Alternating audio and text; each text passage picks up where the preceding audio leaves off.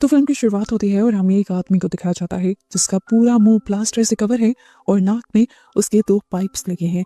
दूसरी तरफ ही एक आदमी जिसका मुंह नहीं दिखाया जा रहा, वो केमिकल्स मिक्स करता है और उस प्लास्टर वाले आदमी के नाक के अंदर डाल देता है एक फनल के जरिए, और यहाँ वो आदमी तड़प तड़प कर मर जाता है। जूम आउट करके दिखाया जाता है कि उस आदमी को जबरदस्ती एक अजीब सी चीज के ऊपर बांधा गया था। जब उस किलर को लगा कि वो आदमी तड़प तड़प कर मर गया है तो उसने एक बड़ा सा हथौड़ा उठाया और उसके फेस के प्लास्टर पर जोर जोर से मारने लगा, और इस तरह उसने प्लास्टर के साथ साथ उस आदमी का फेस भी क्रश कर दिया। तो उसके बाद सीन कट होकर हमें जेनिफर नाम की एक सुपर मॉडल को दिखाया गया। जेनिफर की बहुत बड़ी फैन फॉलोइंग थी और हम देखते हैं कि ज्यादातर एड्स और पोस्टर्स में हमें जेनिफर ही दिखाई जा रही है। जेनिफर अपनी लाइफ और सक्सेस के सबसे अहम दिन एंजॉय कर रही है और उसे बिल्कुल आइडिया नहीं है कि आगे वाले दिन उसके इस तरह अच्छे और रिलैक्स नहीं होंगे, क्योंकि हम देख पा रहे हैं कि कोई उस पर नजर रखे हुए है। वो चाहे घर पर है, किसी पार्टी पर है या किसी अपने शो पर, कोई उस पर नजर रख रहा है। यहाँ तक कि कोई उसके सारे इंटरव्यूज भी सुनता है, लेकिन हमें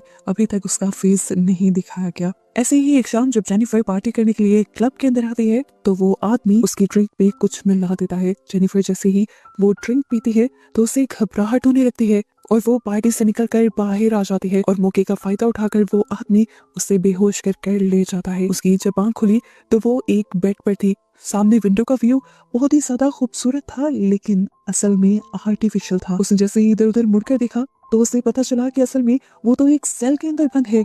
ये देखकर उसके होश उड़ गए। वो चिल्लाती है, यहाँ के दरवाजे नॉक करने की कोशिश करती है, पर कोई उसकी आवाज नहीं सुन पाता। काफी देर तो वो परेशान होकर वहीं बैठी रहती है और फिर उसका ध्यान जाता है इस पूरे रूम पर। इस रूम में उसके पोस्टर लगे हुए थे, यहाँ एक टीवी रखा हुआ था, उसका सारा पर्सनल सामान रखा हुआ था। वो इस चीज को देखकर ज्यादा हैरान थी कि जिस ब्रांड के प्रोडक्ट्स वो यूज करती थी सभी वही प्रोडक्ट्स यहाँ पर रखे हुए थे। ये चीजें देखकर उसे और भी ज्यादा गुस्सा आ जाता है और वो सारी चीजों को गिराने लगती है। इस टाइम एक ड्रॉर खुलती है और वो जल्दी से जाकर उस ड्रॉर के अंदर देखती है तो वहाँ उसका वही जूस था जो हर रोज सुबह को उठकर वो पीती थी। वो जूस को उठाकर दीवार पर फेंक देती है और जोर से चिल्लाती है क्योंकि उसे यहाँ से बाहर निकलना था।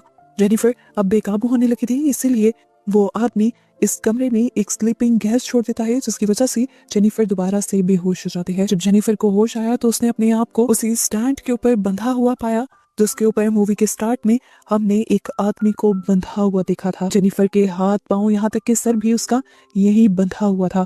इस टाइम वो किलर उसके सामने बहुत सारी वीडियोस चलाने लग जाता है अपने सभी विक्टिम्स की, जिनको उसने तड़पा तड़पा कर मारा था। किसी का मुंह क्रश कर तो किसी को एसिड पिलाकर, तो किसी के सारे दांत निकाल कर उसे तड़पा तड़पा कर मारा था। आखिरी वीडियो तो बहुत ही ज्यादा भयानक थी। उसने सबसे खूबसूरत लड़की को सबसे भयानक तरीके से मारा था, एक एसिडिक शॉवर चलाकर। इसे देखकर तो जेनिफर बहुत ही ज्यादा डर गई और तभी उसे किसी नल को घुमाने की आवाज आने लगी। उसने ऊपर देखा तो ऊपर भी वही शॉवर लगा हुआ था जिसके जरिए उस किलर ने उस लड़की को मारा था। वो समझ गई कि ये किलर उसे भी इसी शॉवर के एसिड की वजह से मारने वाला है। वो तड़पती रही, चिल्लाती रही कि मुझे मत मारना मत मारना, पर किलर ने वो शॉवर चला दिया और डर के मारे जेनिफर वहीं बेहोश हो गई। जब उसे होश में आया तो वो दोबारा से अपने उसी लॉकर वाले रूम में थी। उसका मुंह पूरा पट्टियों से बंधा हुआ था और मुंह पर खून ही खून था। वो शीशे के सामने गई और अपने मुंह को देखकर बहुत ही ज्यादा घबरा गई। वो ये पट्टियां खोलकर शीशे में अपना मुंह देखना चाहती थी। हैरानी की बात थी कि उसके मुंह पर एसिड से जलने का सिर्फ एक छोटा सा निशान था, लेकिन बाद में उसे पता चला कि ये भी नकली निशान है और ये सब किलर ने उसके साथ प्रैंक किया था। ठीक इसी टाइम पर जब वो अपना फेस देख रही थी, पीछे से खुद ब खुद शॉवर ऑन हो जाता है और वो बहुत ही ज्यादा डर जाती है। और यहाँ हमें पता चलता है कि असल में वो साइकोपैथ किलर पहले जेनिफर को मेंटली टॉर्चर करना चाह रहा है। वो अब वॉशरूम से निकलकर बाहर आ जाती है और उसके बाहर आते ही यहाँ पर एक और ड्रॉ खुलती है। उस ड्रॉ के अंदर जेनिफर का नया मैगजीन था और साथ ही एक नए लॉकर की चाबी भी थी। वो इस मैगजीन के साथ उस लॉकर की की को भी उठा लेती है और जब वो लॉकर खोलती है तो वहाँ पर एक बहुत ही खूबसूरत ड्रेस था। जेनिफर समझ गई कि किलर चाहता है कि जेनिफर वो ड्रेस पहने, लेकिन वो इस ड्रेस को पहनने से इनकार कर देती है और बहुत ही बदतमीजी करती है, जोर से चिल्लाती भी है। और जेनिफर की इन हरकतों की सजा देने के लिए किलर यहाँ पर एक अजीब सा साउंड चला देता है जो जेनिफर के दिमाग में लग रहा था और जेनिफर बर्दाश्त नहीं कर पाती। किलर यहाँ पर भी नहीं रुकता और इस रूम की लाइट को भी इतना शार्प कर देता है कि जेनिफर की आंखों में वो चुभने लग जाता है। इन वस्तु से तंग आकर वो उठकर उस कैबिन के पास चली जाती है और ड्रेस को निकाल लेती है। किलर भी उस साउंड को बंद कर देता है और लाइट को नॉर्मल कर देता है। ये देखते हुए जेनिफर दोबारा मौके का फायदा उठाती है और किलर के लगाए गए कैमरा के सामने जाकर उस ड्रेस को फाड़ देती है। किलर ने दोबारा उसे टॉर्चर करने के लिए वही हर पास माया। उसे दोबारा से साउंड को ऑन कर दिया और लाइट को तेज कर दिया। लाइट से पूछने के लिए तो वो बेड के नीचे चली गई जहाँ उसे एक फाइलर मिला और उसने इस फाइलर से अपने आप को मारने का सोचा। इससे पहले कि जेनिफर अपने आप को मार देती, ठीक उसी टाइम पर किलर ने वो साउंड और लाइट बंद कर दिया, जिससे साफ पता चल गया कि वो जेनिफर को इस तरह मारना नहीं चाहता और इस तरह जेनिफर को भी अपने आप को बचाने का एक हथियार मिल चुका है। अब वो इसी फाइलर को इस्तेमाल करते हुए ऊपर का एक एयर वेंट खोलने की कोशिश करती है और यहाँ से भागने की ट्राई करती है, लेकिन जैसे ही एयर वेंट के अंदर जाती है तो वहाँ उसे एक लड़की का टूटा हुआ नेल मिलता है। वो समझ आती है कि पहले भी जितनी लड़कियों को उसने यहाँ पर लाकर रखा होगा उसमें से किसी एक ने बचकर यहाँ से जाने की कोशिश की होगी, लेकिन वो पकड़ी गई होगी। लेकिन वो हौसला नहीं हारती और वेंट के अंदर चढ़ जाती है। इससे पहले कि वो आगे बढ़ पाती, दरमियान से वेंट टूट जाती है और किलर उसे दोबारा पकड़ लेता है। किलर ने दोबारा अब उसे उसी चेयर पर लाकर बांध दिया था जहाँ पर वो सबको टॉर्चर करता था। इस मर्तबा जब जेनिफर को होश आया तो वो रोने लगी, किलर से अपनी जान की भीख मांगने लगी। उसने ये भी कह दिया कि तुम्हें जितना भी पैसा चाहिए मैं तुम्हें दूंगी, तुम्हें कोई काम चाहिए, जो भी चाहिए मैं तुम्हें दूंगी। पर किलर को अगर ऐसा कुछ चाहिए होता तो वो पहले ही मांग लेता। किलर उसकी बातों को इग्नोर करते हुए अपना फ्रिज खोलता है और उसका फ्रिज इंतहाई भयानक है। उसमें इंसानों के बॉडी पार्ट्स रखे हुए हैं। वो इन्हीं बॉडी पार्ट्स में से एक नाक, एक कान और एक आंख निकाल कर थोड़ा सा पानी डालकर उन्हें ग्राइंड कर देता है और एक अजीब सा लिक्विड बनाकर वो जबरदस्ती जेनिफर के मुंह में फनल लगाकर उसमें डाल देता है और वो जेनिफर को पिला देता है। जेनिफर रोती चिल्लाती रह जाती है पर उस इंसानी जिस्म के हिस्सों से बने हुए शेक को बाहर नहीं निकाल पाती। जेनिफर इस डर से दोबारा बेहोश हो गई और अब जो जेनिफर के मुंह के साइड पर वो अजीब सा शेक लगा हुआ था, किलर ने कॉटन बड से उसे साफ किया और खुद चाट लिया और ऐसे हमें पता चला कि वो कैनिबल भी है, यानी इंसानों को खा भी जाता है। इसके बाद वो अब जेनिफर को उठाकर उसके पहले वाले रूम में छोड़ आया और खुद बाहर आ गया। हमें दिखाया गया कि जेनिफर के बेड के सामने एक बहुत बड़ा जेनिफर का पोस्टर लगा था। असल में वो पोस्टर नहीं था बल्कि 2-वे मिरर था, जिसकी वजह से किलर उसके हर एक सेकंड पर नजर रख रहा था। खैर अब जेनिफर तो सोई हुई है, टाइम पास करने के लिए वो जेनिफर के इंटरव्यूज निकाल लेता है और गौर से उन्हें देखने लग जाता है। काफी घंटों बाद जब जेनिफर को दोबारा से होश आता है तो वो अपनी रूम की दीवार के दूसरी तरफ से थोड़ी सी रोशनी को आता हुआ देखती है। गौर करने पर उसे पता चलता है कि वहाँ कुछ लिखा हुआ था। उससे पूछा जा रहा था कि तुम कौन हो।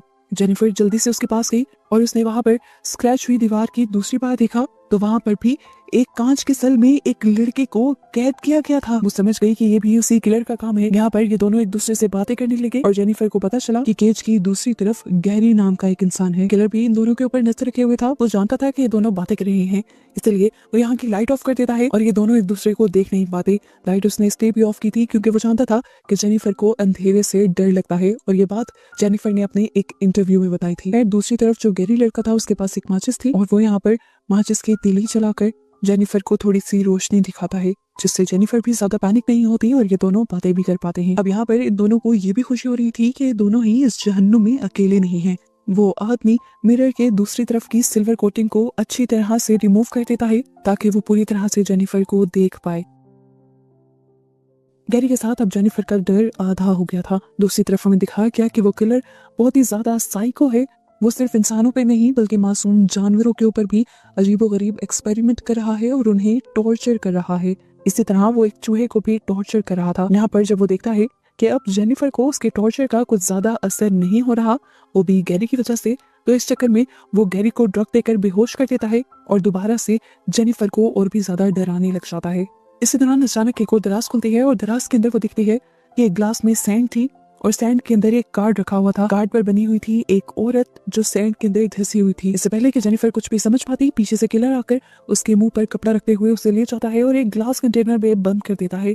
ऊपर से लगातार अब उसके ऊपर सैंड गिरने लग जाती है और वो जोर जोर से चिल्लाने लग जाती है। यहाँ पर हम देखते हैं कि वो किलर गैरी को भी एक कार्ड भेजता है जिस पर वो उसे कह रहा था कि अगर तुम चाहो तो अपनी जान को खतरे में डालकर जेनिफर को बचा सकते हो। गैरी भी अपनी जान की परवाह नहीं करता और जेनिफर को बचाने के लिए निकल जाता है। वो वेंट के जरिए जेनिफर के कैबिन के ऊपर आकर जेनिफर को ऊपर से निकाल लेता है। अब वेंट से निकलते हुए ये लोग एक दूसरे कमरे के अंदर पहुंचते हैं। ये कमरा एक बिल्कुल लैब जैसा था जहाँ पर एक और डेड बॉडी पड़ी हुई थी और इस डेड बॉडी की स्किन बिल्कुल जल गई थी, जैसे उस किलर ने इसके ऊपर एसिड से कुछ एक्सपेरिमेंट किए हों। इसे देखकर ये दोनों ही डर जाते हैं।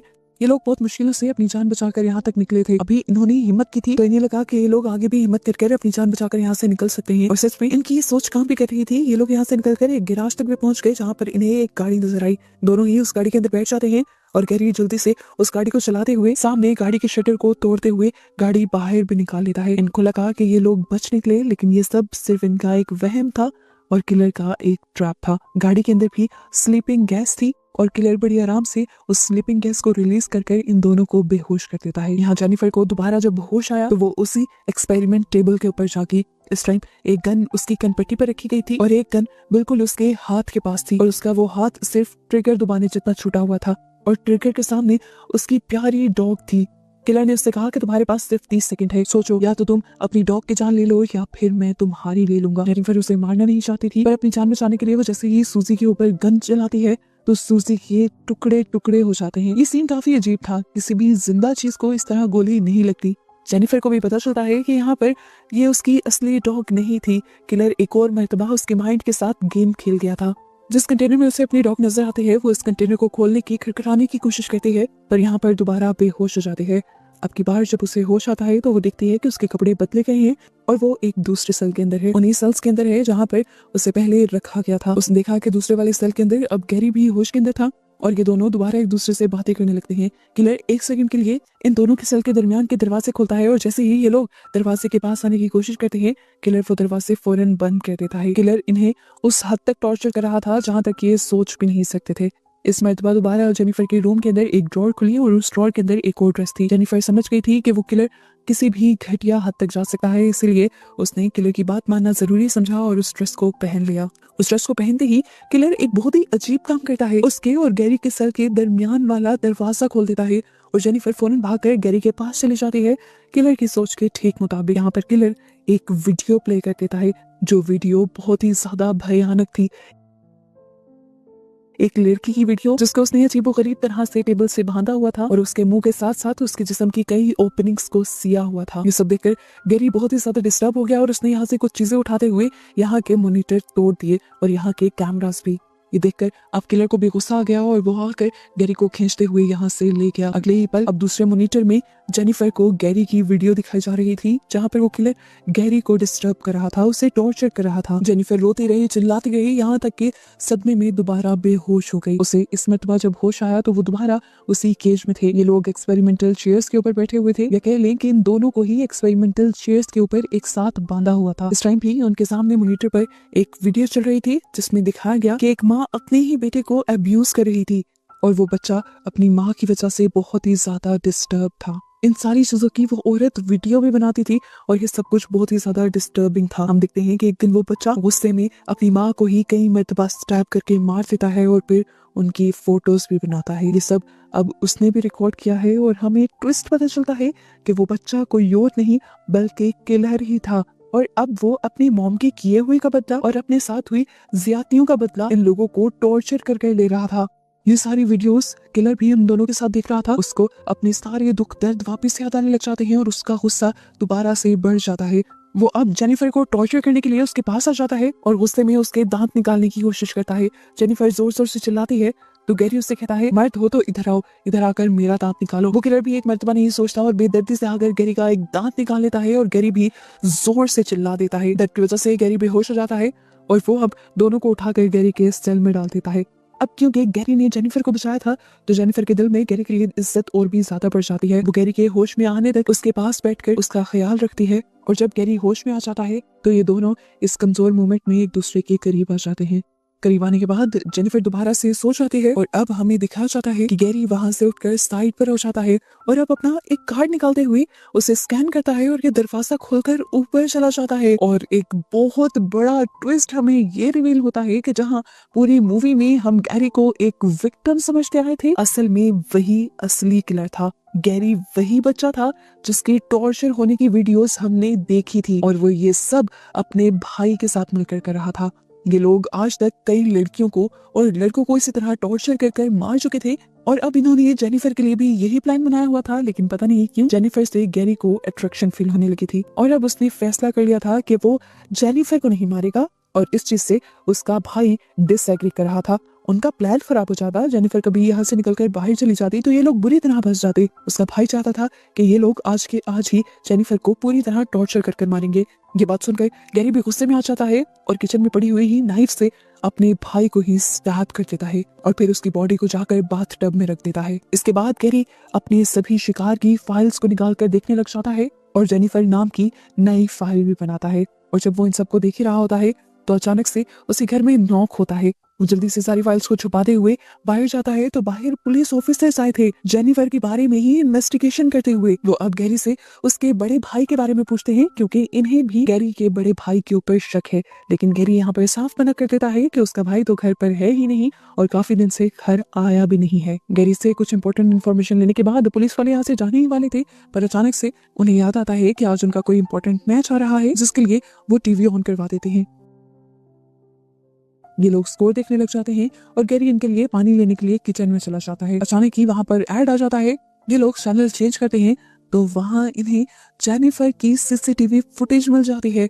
ये देखकर ये लोग शॉक हो जाते हैं और इन्हें पता चल जाता है कि गैरी ही असली मुजरिम है जिसने जेनिफर को पकड़ कर रखा हुआ है। इससे पहले कि वो गैरी को पकड़ पाते, गैरी यहाँ पर अपनी बड़ी सी गन लेकर आता है और एकदम से इन लोगों को शूट करके मार डालता है। इसी दौरान उसने देखा कि गोलियों की आवाज से जेनिफर भी जाग चुकी थी। वो भागकर जेनिफर के पास जाता है और कहता है, जेनिफर उठो, हम यहाँ से भाग सकते हैं, मैंने दोनों किलर्स को मार दिया है। वो अब जेनिफर को लेकर ऊपर अपने घर के अंदर आ जाता है जहाँ जेनिफर पुलिस वालों को ही मरा हुआ दिखती है और उन्हें ही किलर समझ लेती है। इसके बाद वो यहाँ से एक फोन उठाते हुए जल्दी से पुलिस को कॉल करने की कोशिश करती है, पर गैरी समझाता है, जेनिफर नहीं, हम ऐसा नहीं करेंगे, हम पुलिस को कॉल नहीं करेंगे, हम दोनों ने जो कुछ यहाँ पर किया है उसकी वीडियोस बनी हुई है और वो वीडियोस अगर बाहर निकल गई तो तुम बदनाम हो जाओगी, पहले मुझे वो सारी वीडियोस डिलीट करने दो।